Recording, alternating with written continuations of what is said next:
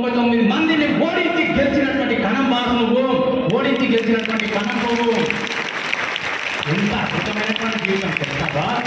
నువ్వు అనుకుంటున్నావా భగవంతుడు నాకు ఏం చేయలేడు, అన్ని కష్టాలు పెడుతున్నాడు అని చెప్పి. ఆ భగవంతుడు నేను ఎంత పెద్ద కాంపిటీషన్లో గెలిపించాడు తెలుసా మిత్రమా? నీలాంటి 25 కోట్ల మందితో గెలిపించాడు బాస్.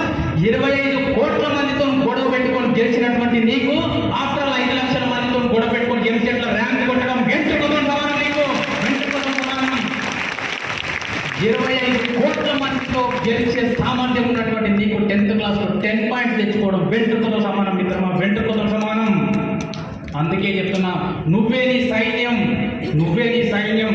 నీ శరీరంలో చాలా ఆయుధాలు ఉన్నాయి. డిసప్పాయింట్ కాకు. చాలా మంది పిల్లలు ఆ రకంగా గెలిచిన తర్వాత కూడా తల్లి గర్భంలో చనిపోయిన పిల్లలు లక్షల మంది ఉన్నారు. అవునా కాదా?